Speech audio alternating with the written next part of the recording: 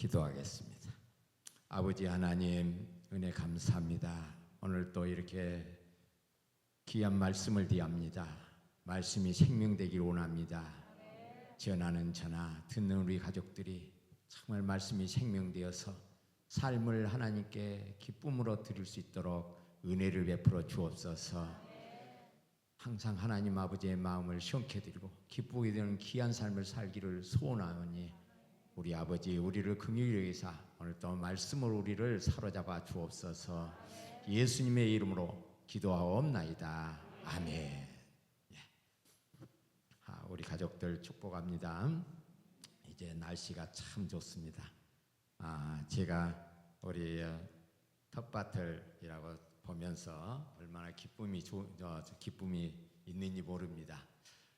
가을이 되면 꽃이 이렇게 이제 이렇게 흔들리면서 하는 우리 코스모스가 있고요. 이 코스모스는 우리 담임 목사님이 참 좋아합니다. 그 코스모스는 순종이라는 의미가 있어. 순종. 그 다음에 애정이라는 의미가 있고요. 좋아라는 의미가 있어. 그래서 코스모스를 사랑하는 남자인 우리 목사님이 얼마나 멋진 남자인지 몰라요. 저는 또한 칸나를 아주 좋아합니다. 근데 칸나가 저렇게 우리 권사님하고 우리 집사님들이 이렇게 심어갖고 이렇게 작년에 심고 올해 또 심어서 이렇게 올해는 아주 번창을 했어요. 제가 왜 칸나를 좋아하느냐? 칸나의 이름이요, 행복한 종말이라는 의미가 있어요. 그 다음에 존경한다, 그런 의미가 있어. 이 칸나가 얼마나 멋지냐면요, 계속 꽃이 피어요. 그리고 이파리가 무성해갖고 항상 파래갖고 바람이 불면 막 춤을 춰요. 보고 있으면 얼마나 행복한지 몰라. 제가 이 칸나를 언제 만났냐면은 우리 사모님하고 이제 좀 사이가 기간 좀 떨어져 있는 기간이 있었어요. 그때 사모님 가을인데 칸나를 보고 있다가 우리 사모님 얼굴이 탁 떠오른 거예요. 그래서 편지를 뭐라고 썼느냐? 나의 사랑은 칸나 선동수. 그라고 편지를 썼어요. 그 편지를 지금도 딸들이 가끔씩 가방을 열어보면 그 편지가 이렇게 쌓여 있어요. 옛날에 쓴 편지가.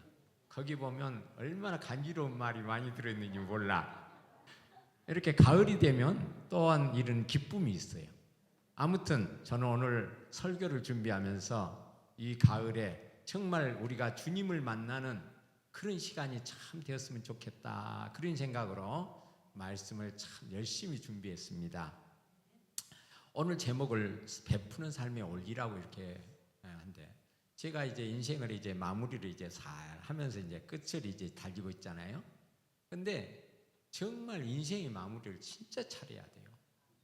그래서 아름다운 인생의 마무리라는 이런 설교를 제가 꼭 천국 환송 예배 때 많이 해요. 우리 삶을 마무리를 잘해야 돼. 젊었을 때는 우여곡절이 좀 있어도 괜찮아. 그런데 노년에는 반드시 하나님의 은혜 속에 평온한 삶으로 마무리를 잘해야 돼. 그래서 우리 가족들이 이런 인생을 계획을 좀 세우시기 바랍니다. 저는 항상 준비하는 것을 참 좋아해요. 미리미리 준비하는 거. 그래서 미리미리 준비한 인생을 사는 것이 얼마나 중요하냐. 그러려면 항상 제가 강조하는 성경을 보고 또 보면 마지막으로 추려된 게 뭐냐? 사랑하고 용서하고 섬기는 삶이 가장 아름다운 삶을 마무리할 수 있는 비결이라는 거예요. 그 중에 베푸는 삶이라는 게 정말 중요해요. 베푸는 삶. 그래서 오늘 우리 가족들에게 이 베푸는 삶의 원리에 대해서 이제 마태복음 7장 7절에 14절 내용 가지고 네 가지 부분은 나눠져요. 7절에서 8절이 하나고, 그 다음에 8절 9절에서 11절, 그 다음에 12절, 그 다음에 13절에서 14절, 이렇게 네 군데로 이렇게 나눠지게 되어 있어요. 오늘 본문은 바로 그렇게 네 군데로 나눠서 우리 가족들이 알기 쉽게 제가 우리 가족들이 삶에 적용되도록 그렇게 말씀을 나누도록 하겠습니다.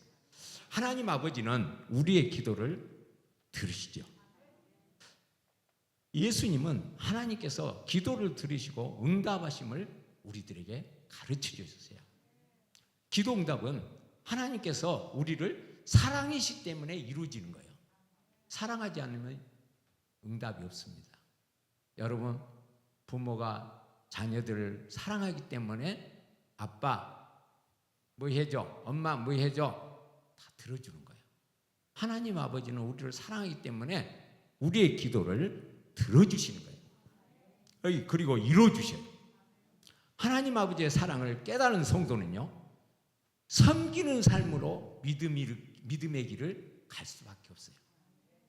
하나님의 사랑을 깨달은 사람만이 섬김의 삶을 살고 그걸 믿음의 길로 이끌어 가는 거예요. 오늘 본문은 예수님께서 하신 말씀 중에서요, 가장 잘 알려져 있는 두 가지 사실을 이렇게 포함하고 있어요. 첫째가 뭔지 아세요? 의로움의 문제가 있어요. 의로움. 사람이 어떻게 의롭게 살 수 있는가?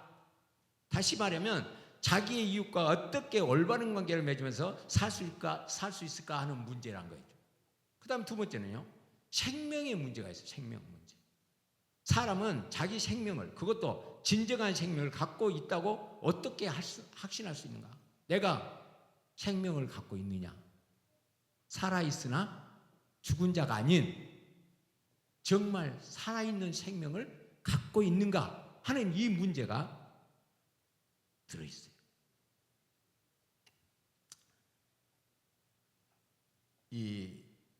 오늘 본문 7절 8절을 보면 모든 삶의 시작은 기도로부터라고 이렇게 말씀하고 있어요. 본문에서 구하라, 찾으라, 두드리라, 이 말씀은요, 기도하되 더욱 간절한 마음으로 기도해야 한다는 그런 뜻이 있어요. 우리 담임 목사님은 항상 구차뚜 이렇게 잘 가르치시더라고. 잊어먹지 말라고. 구차뚜. 이건 생활이에요. 생활. 구하고 찾고 두드리라는 이 말씀은 기도하되 이렇게 더욱 간절한 마음으로 기도해야 하는 뜻이 들어있어요. 구하라는 것은 공경에 처한 거지가 죽지 않기 위해서 구제를 요청하듯이 구하라는 거예요. 살기 위해서 구하라는 거예요. 여러분 생명이 살기 위해서 여러분 하나님께 구해야 돼요. 그 다음에 찾으라는 것은 값진 부활을 잃어버린 사람이 안타깝게 그 물을 찾듯이 간곡히 하나님께 기도하라는 거예요. 그 다음에 두드리라는 것은 애타게 녹화하듯이 낙심하지 말고 간곡히 기도하라는 말씀이에요. 응답해 줘도 좋고 안 해줘도 좋고 그런 무선이한 태도로 기도하면 안 된다는 거예요. 안 된다. 그러므로 야고보서 5장 16절에 뭐라 했느냐? 의인의 강구는 역사님이 많으니라, 이렇게 말씀합니다. 구하고 찾고 두드리는 일은 우리의 일상생활 기도로서 우리가 진정으로 하나님께 의지하고 있음을 잘 나타내주고 있어요. 제 방에 가면은 그 종일기도라는 책이 사실 일곱 부가 썼는데 다 나눠지고 지금 3부가 있어요. 그런데 우리 가족들이 좀 와서 그 종일기도라는 책을 좀 돌려봤으면 좋겠어, 우리 집사님들이. 이 책은 저하고 동기인데 나이는 우리 목사님하고 비슷한가 모르겠어요. 하여튼 그래요. 그런데 제가 기도를 이제 우리 동기들 중에서는 우리 홍종만 목사님은 기도를 참 많이 하심으로 소문이 나 있어요. 어쨌든 제가 기도는 하여튼 다른 것은 못해요. 뭐 찬양도 못하고 뭐 전도도 잘 못하고 뭐 친구들 간에 뭐 관계도 좀 별로 그러고, 그런데 한 가지 하나님 앞에 딱 잘하는 게 있어. 기도하는 거. 그거는 돈도 안 들고 뭐 어려움도 없고 뭐만 투자하면 되냐? 시간만 투자하면 되래. 시간만. 나이가 들면요, 딱 한 가지 할 게 있어. 기도하는 거. 그래서 우리 나이 드신 어르신들은 하여튼 기도의 멤버가 돼야 돼. 그래서 날마다 기도해야, 날마다. 시간. 그런데 그걸 아는 우리 동기 목사님은 서울에서 개척을 했는데, 목동다 개척을 했는데 굉장히 큰 교회를 하고 있어요. 이번 홈커밍데이라는데 그분이 돈을 거의 다 냈어. 그런데 그분은 성령운동하는 목사님이야. 근데 종일 기도. 그 책자를 보면 정말 하나니까 날마다 기도하는 거로 모든 것을 답을 얻는 그런 목사님. 그래서 제가 우리 이승명 전도사님한테 책을 한번 선물했어. 그리고 목사님, 아니 전도사님, 앞으로 이런 좋은 목사 되도록 열심히 지금부터 미리 준비하십시오. 그러고 책을 선물을 했어요. 우리 가족들, 우리 집사님들도 와서 내 방에 와서 그 책 갖다가 돌려가면서 한번 읽어보시고 정말 기도로서 답을 얻는 그런 인생을 사시기를 예수님의 이름으로 축원드립니다. 이 구하는 자에게 하나님은 성령을 주시지 않겠느냐고 누가복음 11장 13절에 이렇게 말씀을 하셨어요. 그러므로 우리는 성령의 충만함을 받아서 하나님의 기뻐하시는 뜻을 이루고 하나님을 연합케 해드리기 위해 우리는 기도를 해야 하는 거예요. 고린도서 12장 31절과 13장 13절에 보니까 하나님은 더욱 큰 은사를 사모할 것을 말씀하시면서 사랑의 은사를 구하라 이렇게 말씀합니다. 사랑의 은사를 구해라. 그 다음에 요한복음 14장 13절에 14절 보니까 예수님은 내 이름으로 무엇인지 내게 구하면 내가 시행할 것이다 하고 약속을 또한 해주셨어요.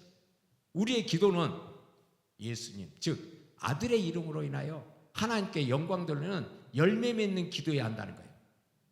구하는 일에 응답의 원칙은요, 첫째로 마태복음 11장 24절처럼 받은 줄로 이 믿는 신앙이 여야 된다는 거예요. 기도를 하되 받는 줄로 아는, 그렇게 알아야 돼. 믿는 신앙이어야 돼. 그 다음에 두 번째는 요한일서 3장 22절에 보니까 구한 바를 받는다고 하는 믿음이 있어야 된다는 거예요. 그러니까 앞에는 뭐예요? 받은 줄로 믿는 신앙. 그 다음 두 번째는 구한 바를 받는다고 하는 믿음. 이게 있어요. 그게 구하는 것의 첫 번째 조건이에요. 그 다음에 두 번째 보니까 아모스서 5장 6절과 시편 34편 10절에 보니까 그리스도인의 생활에는 하나님 아버지를 찾는 일이 늘 따라야 한다는 거예요. 하나님 아버지를 찾는 일이 늘 따라야 돼요. 하나님은 어떻게 찾는가? 여러분은 하나님 어떻게 찾습니까? 첫째로 역대가 15장 15절처럼 뜻을 다하여 찾으면 만날 것이라고 말씀하고 있어요. 그 다음에 두 번째는 잠언 8장 17절 보니까 간절히 찾는 자가 만날 것이라고 하고 있어요. 그 다음에 세 번째는 잠언 2장 4절과 예레미야 29장 13절에 보니까 감추어진 보배를 찾는 것 같은 온 마음으로 찾으면 만날 것이라 이렇게 말씀합니다. 뜻을 다하여 찾아 간절히 찾는 자가 만난다. 감춰진 보배를 찾는 것 같은 온 마음으로 찾아야 만난다. 이렇게 가르쳐요. 여러분 어떻게 하나님을 찾고 있습니까? 저는 제 자신에게서 하나님을 찾으려고 애를 씁니다. 그리고 제일 가까운 우리 사모님을 보면서 하나님을 찾습니다. 참 하나님 너무나 고맙고 감사한 게 사모님이 없었더라면 어쩔 뻔했냐 하는 생각이 날마다 들어요. 날마다. 그러니까 얼마나 귀해요. 참 어디 갔다가도 밥 시간만 되면 목사님 밥 차려준다고 부친히 찾아요. 그래서 제가 아침에 항상 8시에 출근을 해요. 출근해서 교회 와서 산에 갔다 내려와가지고 내 방에서 성경 읽고 기도하고 하다가 11시 반 되면 집에 가요. 왜? 사모님 있으니까. 사모님 없으면 갈 마음이 있겠어 없겠어? 없어. 이렇게 사모님을 통해서 하나님을 만나요. 그 다음에 조금 전에 얘기했지만 꽃을 보면서 하나님을 만나요. 저는 우리 안은미 사모님을 보면서도 하나님을 만나요. 안 그럴 것 같은데요. 은밀하게 살인적인 미소를 갖고 있어. 한번 봐보세요. 우리 사모님 그런 여인이요. 사모님이요. 봐봐. 은근히 안 그런 것 같은데 은근히 살인적인 미소를 갖고 있어. 요.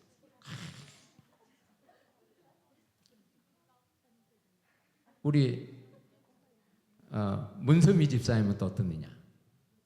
애교, 살인적인 애교를 갖고 있어. 기가 막혀버려 그냥. 하나님은 이렇게 만나는 거예요. 다른 데서 만나는 게 아니에요. 저는 우리 하이가 졸면서 이러면서 찬양 부르고 있으면 기가 막혀요. 얼마나 이뻐 죽겠는지. 이번 주에는 또 우리 하빈이가 탁 올라서서 일하고 찬양 부르는데, 아이고, 제가 하나님께 너무 감사해요. 노년에 이렇게 우리 귀한 자녀들을 통해서 이 행복을 이렇게 주신 것 보고 너무나 감사하고 있어요. 이야, 아버지 감사합니다. 내가 무엇이 간데 이렇게 은혜로 베푸십니까? 하나님을 우리는 이렇게 멀리서 찾지 마세요. 하나님은 저 하늘에 계시고 그런 분이 아니에요. 우리의 삶 속에 나와 가장 가까이 계십니다. 내 가족에게서, 내 자신에게서 하나님 날마다 만나시는 우리 가족들 되시기를 예수님의 이름으로 축원드립니다. 이렇게 찾는 거예요. 이렇게 찾아. 하나님을 이렇게 찾아야 돼요. 그 다음에 세 번째는 두드리라 했어. 문을 두드리면 인생의 열쇠가 오직 주님께 있으므로 열쇠를 가지신 주님께 끊임없이 녹하면서 두드리는 생활을 해야 한다고 말씀하고 있어요. 기도를 하되 간절히 구해야 된다는 거예요. 히브리서 5장 7절에 보니까 예수님의 간절한 기도에 대해서 어떻게 말씀하시느냐. 그는 육체에 거하실 때에 자기를 죽음에서 능히 구원하실 이에게 심한 통곡과 눈물로 간구와 소원을 올렸고 그의 경외하심을 인하여 들으심을 얻었느냐. 이렇게 말씀. 예수님께서 이토록 간절하게 기도하셨는데 하물며 우리들에게겠느냐. 간절한 기도는요, 하늘을 움직이는 능력이 있어요. 물러서지 않는 기도예요. 예수님께서 누가복음 18장 1절에 항상 기도하고 낭망치 말아야 될 것을 우리들에게 비유로 말씀하셨는데요, 불의한 재판관과 억울한 가부의 비유지요. 기도하되 낙심하면 안 된다는 거예요. 낙심하면. 우리는 기도하다가 막 낙심. 제가 언젠가 얘기했을 거예요. 우리가 기도하다가 그 기도응답을 누가 받아간다고? 마귀가 갖고 가서 지한테 기도하고 좋아하는 그런 사람 줘버려. 그러니까 절에 가서 100일 기도하면 응답받는 사람들, 그래서 응답받는 거예요. 우리 기도를 그 사람들이 받아가는 거예요. 마귀가 우리 것 갖다가 거기 줘온다고. 그러니까 우리는 기도를 절대 놓치면 안 돼요. 끝까지 계속 하는 거예요.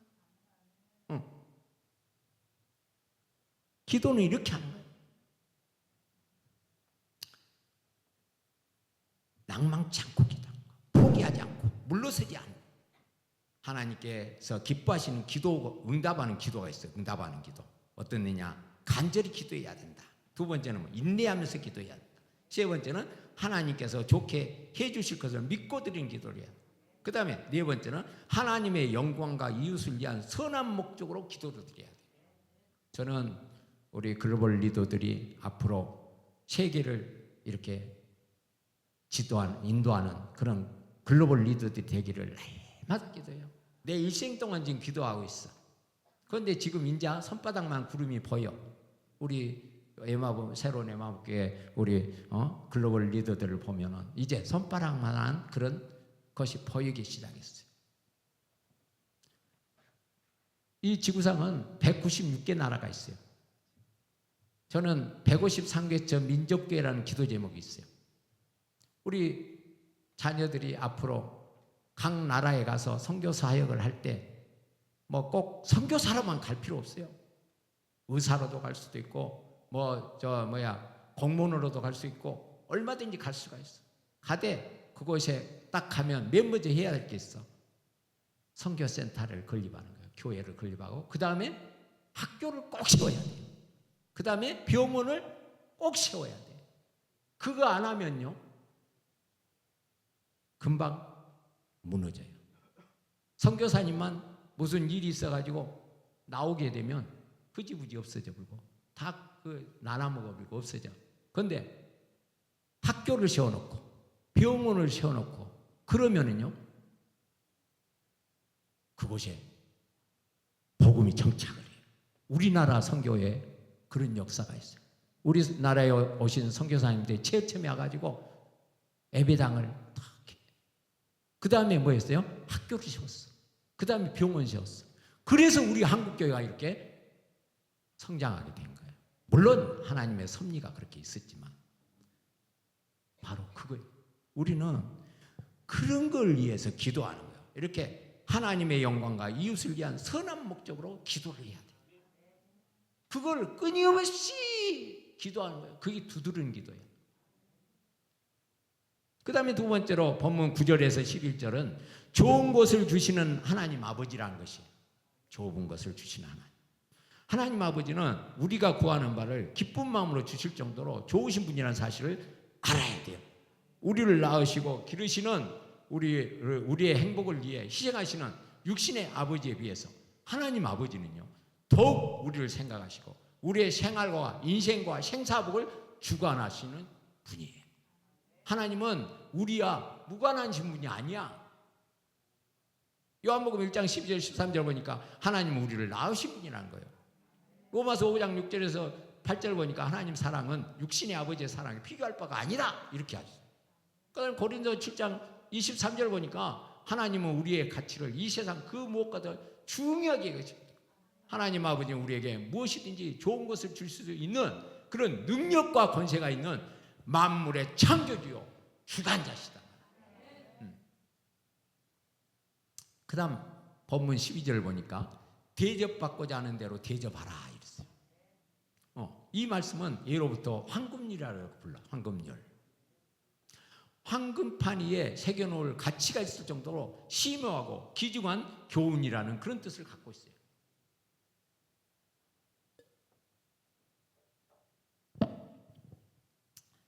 율법과 선지자의 교훈들이 많은데 그것을 한 문장으로 요약하면 무엇이든지 남에게 대접받고자 하는 대로 너희도 남을 대접하라는 거예요. 이것은 이 말씀을 따르면은 하나님의 그 다른 모든 명령도 지키게 된다는 그런 의미가 들었어요. 이 교훈이 전혀 새로운 것이 아닌 도덕과 윤리의 기본이라는 말씀이에요. 대접을 받고자 하는 대로 대접하라. 이건 기본. 도덕과 윤리의 기본. 그러므로 본문 12절의 의미는요, 기도할 때 자기 욕심만 채우는 이기심으로 기도하지 말고 하나님의 영광과 다른 사람의 유익을 위해 기도하라는 거예요. 야고보서 4장 3절에는 구하여도 받지 못하면 정욕을 쓰려고 잘못 구함이라 이렇게 말씀합니다. 내 자신만 잘 먹고 잘 살고자 구하는 것은 하나님이 기뻐하신 기도가 아니라는 거예요. 이것은 육신의 정욕으로 쓰려고 잘못 구하는 것이라는 거예요. 특히 하나님께서 내 소원을 이루어 주시기를 이렇게 구하기만 하지 말고 하나님을 기쁘시게 하는 생활을 해야 된다. 아침에 눈 뜨면 아버지 하나님, 오늘 또 어찌됐든 이 아들이 이 딸이 하나님 아버지 마음을 기쁘게 드리고 시원케 드리는 일만 하게 해주옵소서. 이렇게 하루를 시작하라는 거예요. 이게 얼마나 멋진지 몰라요. 내가 엉뚱한 길을 가려게 돼요. 하나님이 다 옮겨다 바른 길 가도록 만들어줘. 눈 뜨면 그렇게 시작해. 하루를 어떻게 하면 하나님 마음을 기쁘게 드리고 쉽게 해드릴까, 이렇게 생각. 내 자신만 이렇게 잘 먹고 잘 살고자 하는 것은 하나님 기뻐하시는 그런 기도가 아니야.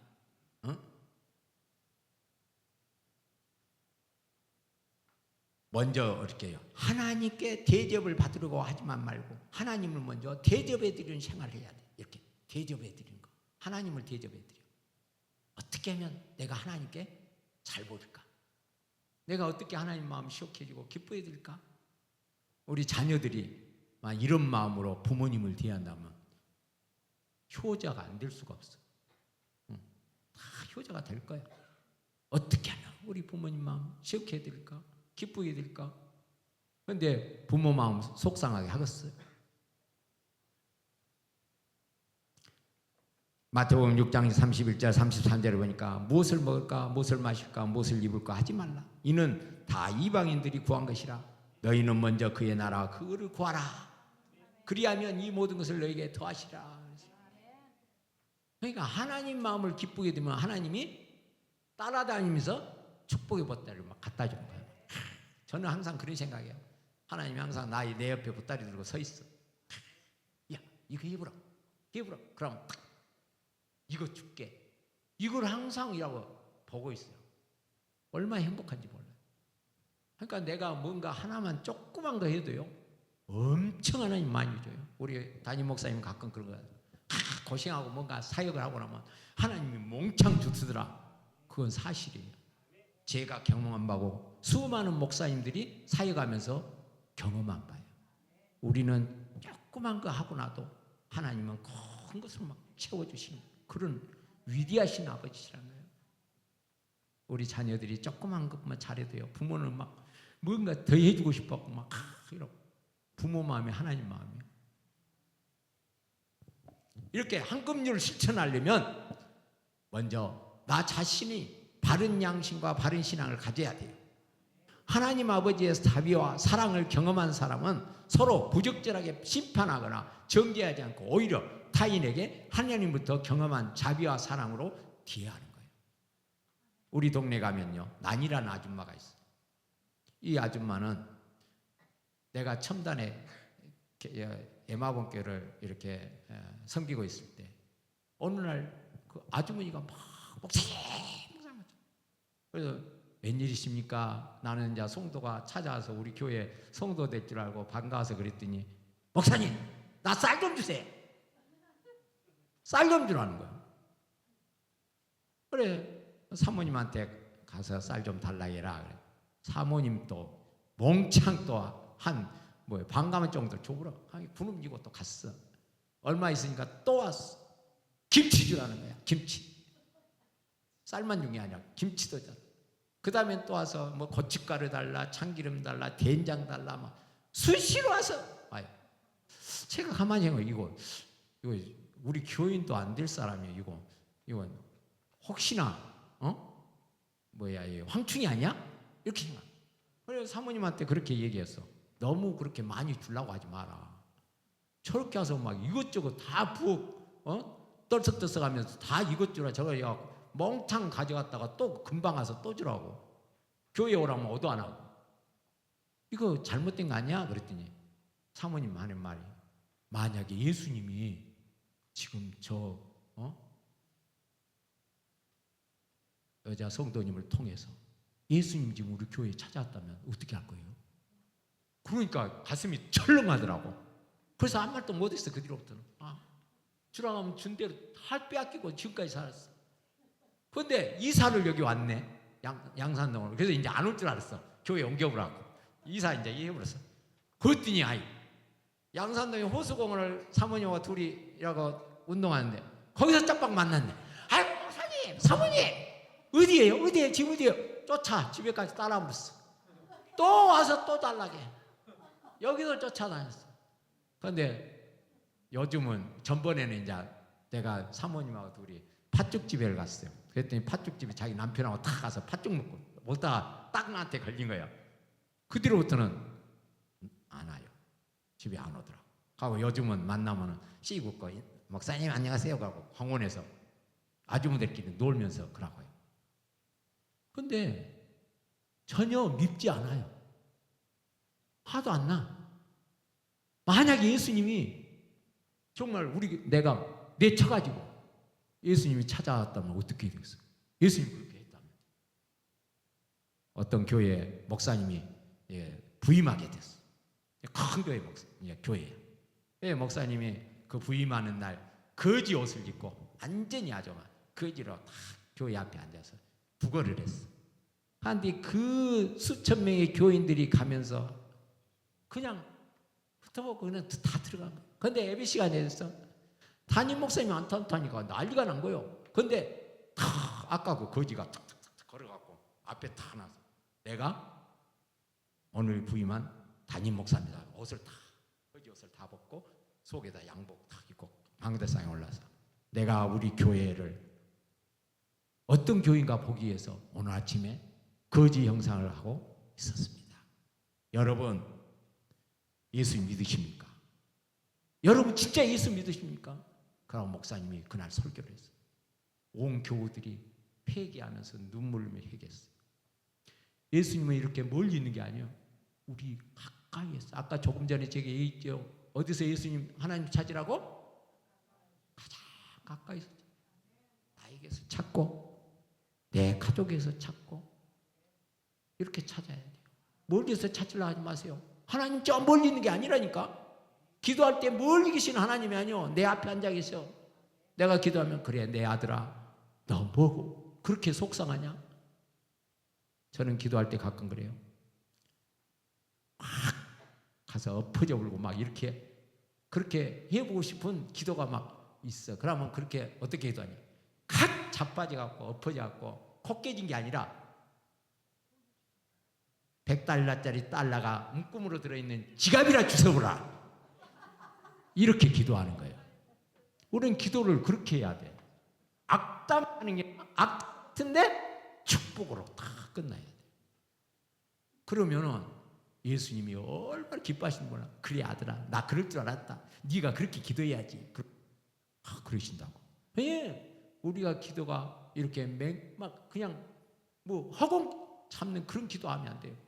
가장 가까이 내 엄마 아빠한테 얘기하듯이 내 가장하는 사랑과 이렇게 서곤서곤 사랑의 메시지를 나눈 것처럼.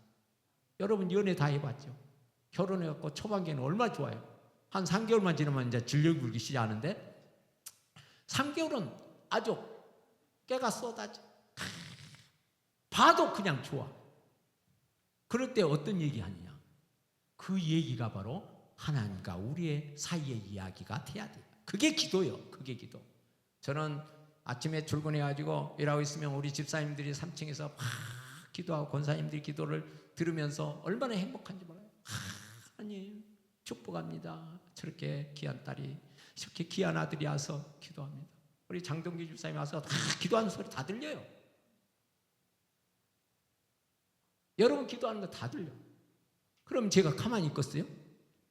목사는 가만히 못 있어. 성도가 기도하면. 성도가 1시간 기도하면 목사는 2시간 기도하고, 성도가 3시간 기도하면 목사는 6시간 기도해. 그걸 여러분 아셔야 돼요.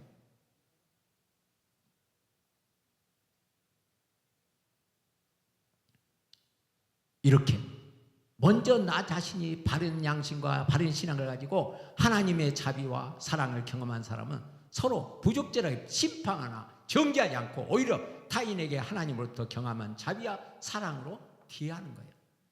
그 다음에 두 번째가 자기의 배려를 넘어서 타인을 배려하는 거예요. 타인을 배려하는 거예요. 남을 대접하려면 남의 입장에서 타인의 요구를 아는 마음이 필요해요. 배려하는 자세는 하나님이 계심을 믿고 실천하는 거예요.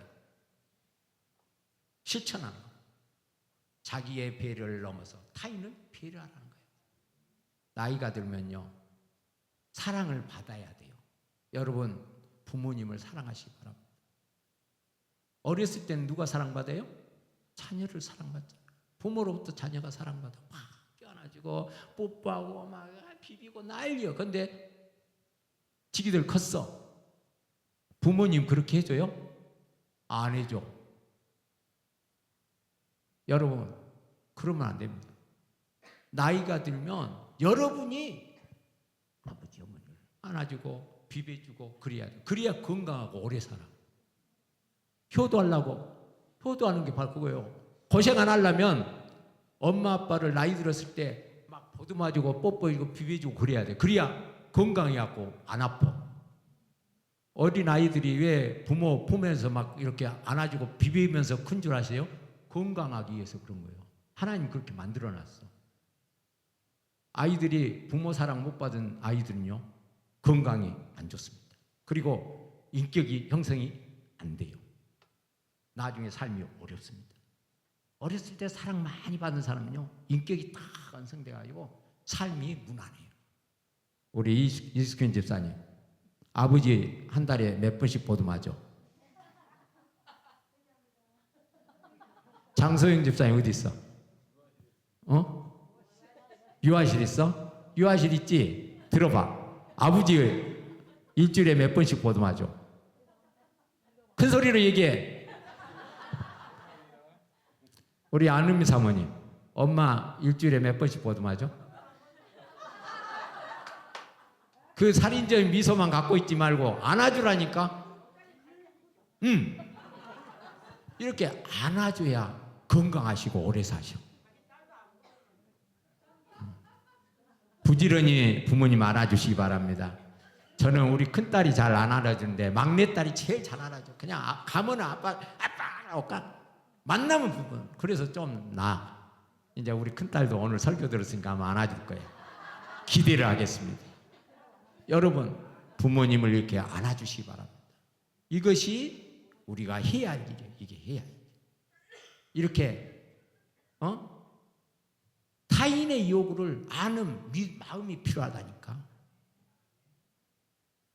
효도는 부모 마음 알아주는 거야. 부모. 이제 네 번째, 본문 13절에서 14절은 인생에 있어 두 개의 길과 두 개의 문이 있음을 말해주고 있어요. 하나님을 섬기는 길에는 두 길이 있고 하나님을 따르는 길에는 두 문이 있어. 예수 그리스도를 믿는 사람 중에 좁은 문으로 가는 사람이 있고 넓은 문으로 가는 사람이 있다는 것을 말씀하고 있어요. 멸망으로 인도하는 문이 있어요. 들어가기에 쉽다는 것은 세상에서 살아온 그 방법 그대로 가지고 예수님을 믿을 수 있다는 것이에요. 이 길에는 예수 믿음에 대한 십자가도 없고 고난도 없어요. 예수 믿어도 육신의 생활에 구애받지 않습니다. 이들은 청함을 받았으나 택함을 받지 못한 사람들이에요. 오늘 성경은 누구에게 주는 말씀이에요? 믿는 자에게 주는 말씀이에요. 안 믿는 자에게 주는 말씀이 아니라니까. 마태복음 22장 11절 14절 말씀은 이 애복을 잊지 않는 자가 쫓겨나는 이야기가 들어있어요. 임금이 잔치를 벌였어. 그런데 초청을 했는데 안 와. 그러니까 사방에 길가에 가서 다 몰려다 갖다 가득 채웠어. 그런데 그 중에 애복 안 입은 사람이 있어. 그러니까 쫓겨나고 어두운 데 쫓겨나서 이를 감히 있으라 그래요. 그런데 애복은 뭐예요? 요한계시록 19장 8절에 보니까 세마포옷이라고 했어요. 세마포. 그게 애복이요. 세마포옷이. 그런데 그건 뭐라 했느냐? 성도의 옳은 행실이다 이렇게 해석하고 있어. 왜? 여러분이 옳은 행실, 선한 행실을 해야만이 어떤 옷 입어? 예복, 세마포 옷을 입고 하나님의 잔치에, 천국 잔치에 들어갈 수 있다는 것을 성경은 얘기하고 있다는 거예요. 여러분 잘 생각하시기 바랍니다. 오늘 말씀을 깊게 잘 받아들이세요. 왜냐하면 나이 먹은 사람이 한 얘기는 뭔가가 있어. 경험을 그동안 했기 때문에 하나님이 엑기스로 다 채워놨어. 여러분 부모 말씀 잘 들면요 자다가도 떡을 얻어먹어. 젊었을 때 어떻느냐? 부모 말씀을 잘 안 들어. 왜? 자기가 다 알 것 같거든. 자기 생각이 제일 옳은 것 같아. 막 그래갖고 아무리 부모가 뭐 이렇게 해라 저렇게 해라도 안 해. 그런데 자기만 손해요. 부모 말씀을 딱 듣고 성경을 딱 읽고 부모 말씀 딱 생각해 보면 답이 나와. 아, 부모 말씀이 옳다. 아니면 부모 말씀이 잘못됐구나. 답이 나온다. 어디서? 성경을 통해서 비춰봐야 돼. 부모 말씀이라고 다 들으면 안 돼. 항상 성경이라는 이 프리즘을 통해서 봐야 돼. 안경을 통해서 봐야 된다. 그래야 그게 옳은지 아닌지 알아. 그런데 거의가 부모님은 몰라. 왜? 오늘 본문 말씀 있잖아요. 뭐요? 자식에게 좋은 것을 준다고. 부모는 뱀을 줄 사람이 없어. 자식이 달라는데, 생선 달라는데 뱀 줄 부모가 어디가 있어? 그렇다고 부모의 말씀은 여러분에게 모든 게 좋은 거란 말이에요. 그래서 오늘 뭐예요? 멸망하러 인도하는 문, 이거는요 예수 안 믿는 사람한테 얘기한 게 아니에요. 믿는 사람에게. 이 길은 뭐예요? 예수 믿어도 넓은 문으로 간다, 좁은 문으로 안 가는 사람이 많아. 왜? 그냥 자기 마음대로 산다는 거예요. 예수 믿어도 자기 마음대로 살아. 육신의 삶을 사는 거예요. 그런 사람이 많이 있다는 거예요. 그걸 성경은 얘기하고. 그 다음에 생명으로 인도하는 문이 있어. 요한복음 10장 7절에 보니까 예수님은 나는 양의 문이라 하셨어요. 예수님은 이 문을 그의 고난의 십자가를 통해서 여셨어요. 나는 길이요 진리요 생명이니 나로 말미암지 않고 그런 아버지로 갈 자가 없다고 하심으로써 예수님 자신이 이 문이기 때문에 그렇다는 거예요. 좁은 길 좁은 문은요 사실상 어때요? 육신에 속한 사람들이 해당되는 말이에요. 그러나 예수 믿고 예수님을 확실히 영접하고 소망을 가진 살아가는 성도에게는 그게 좁으면 좁은 길이 아니요. 예수 믿는 길이 좁은 길이에요? 아니에요. 예수 믿는 사람 제대로 예수 믿으면요, 예수 믿는 것이 그렇게 편할 수가 없어. 넓고 정말 행복한 길이요.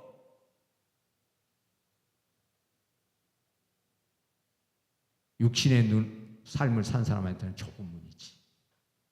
낙타가 바늘길을 끼운 것 같아. 그렇게 어려워, 천국 가기가. 그런데 예수님 뭐라 했어? 하나님은 하실 수 있다. 하나님은 바늘기도 낙타라고 바늘길 끼도 그저 통과도록 만들어버리시니까 창조주잖아. 말씀 한마디면 바늘기야 커져라 그래갖고 탁 통과. 얼마든지 가능해요. 이게 믿음이야.